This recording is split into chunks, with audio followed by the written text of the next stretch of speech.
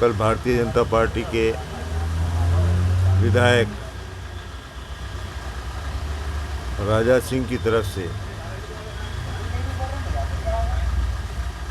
रसूल अकरम की और आले रसूल की जो शान में गुस्ताखी की गई, उसकी हम सख्त मजम्मत करते हैं।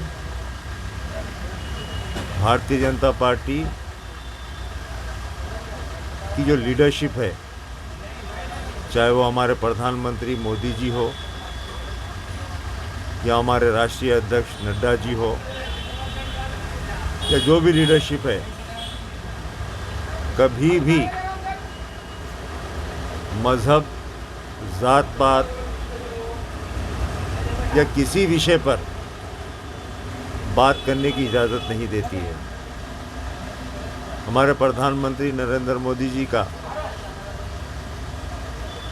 यही कहना है कि सबका साथ, सबका विकास और सबका विश्वास और सबका प्रयास।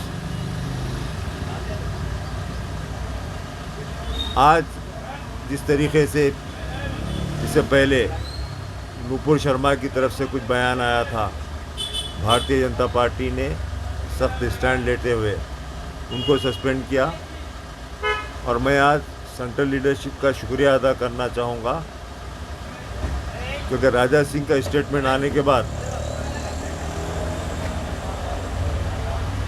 सेंट्रल लीडरशिप की तरफ से इमीडिएटली राजा सिंह को सस्पेंड किया गया, जिसका मैं खैर मकदम करता हूँ। भारतीय जनता पार्टी में 42 साल मैं गुजार चुका हूँ, लेकिन इन 42 सालों में मुझे कई तजुर्बे हुए और कभी भी भारतीय जनता पार्टी का ये उसूल नहीं है कि वो किसी मज़हब के ख़िलाफ़ बोले। आज अगर मुनव्वर फारूकी जो है वो अगर आता है तो ये टीआरएस गवर्नमेंट की जिम्मेदारी थी कि वो उसको रोकते, लेकिन मुनव्वर फारूकी की वजह से अगर राजा सिंह रसूल अकरम की शान में गुस्ताखी करते हैं तो वो नाकाबिल बर्दाश्त है। राजा सिंह को अगर करना था तो तेलंगाना की जो रियासती हुकूमत है उस पर तनकीद करना चाहिए था, उसके ख़िलाफ़ एहतजाज करना चाहिए था।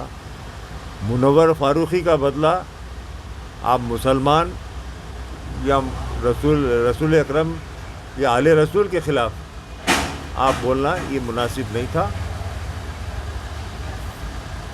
हिंदुस्तान में अगर कोई देवी देवताओं के भी ख़िलाफ़ बोलता है वो भी गलत है, श्री राम के ख़िलाफ़ बोलता है या सीता जी के ख़िलाफ़ बोलता है वो भी गलत है, क्योंकि हमारे कुरान में खुला लिखा है लकुम दीनकुम वलिया दीन।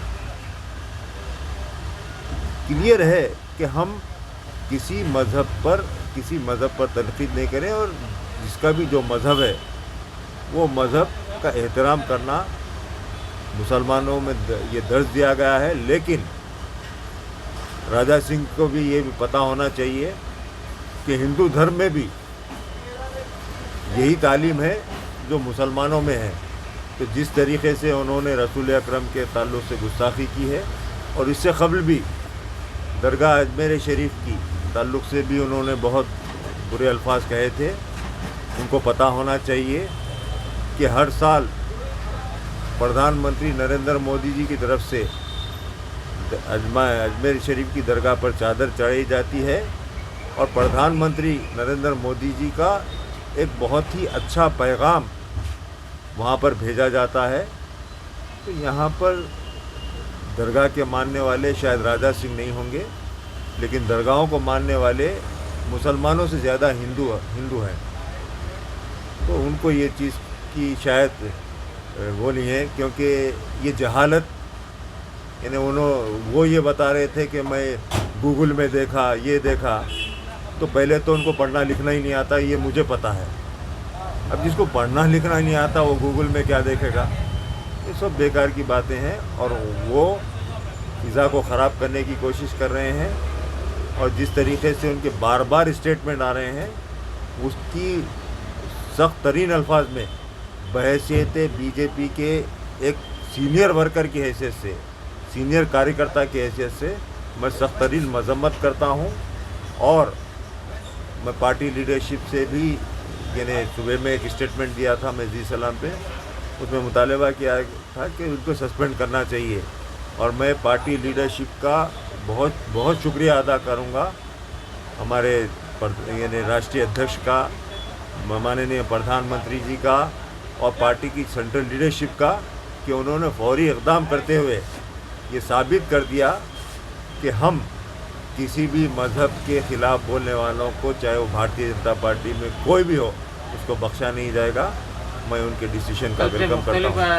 पुलिस स्टेशनों में जो कंप्लेन दर्ज किया गया उसके अंदर यही बोला गया कि मैं राजा सिंह को पीडी एक्ट डालने के ऐसे बताया गया। देखिए आप, राजा सिंह, ये रियासती हुकूमत का काम है कि वो पीडी एक्ट डाले।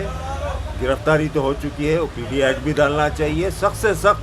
देखिए अब चाहे वो राजा सिंह हो, चाहे वो मुनव्वर फारूकी हो, चाहे कोई भी हो, कोई भी मज़हब के ख़िलाफ़ अगर बोलता है, चाहे हिंदू देवी देवताओं के ख़िलाफ़ बोलता है या मुसलमानों के धर्मगुरुओं के ख़िलाफ़ बोलता है, हर एक के ऊपर एक्शन लेना चाहिए। किसी को बख्शना नहीं चाहिए, चाहे राजा सिंह हो, हनीफ अली हो, कोई भी हो।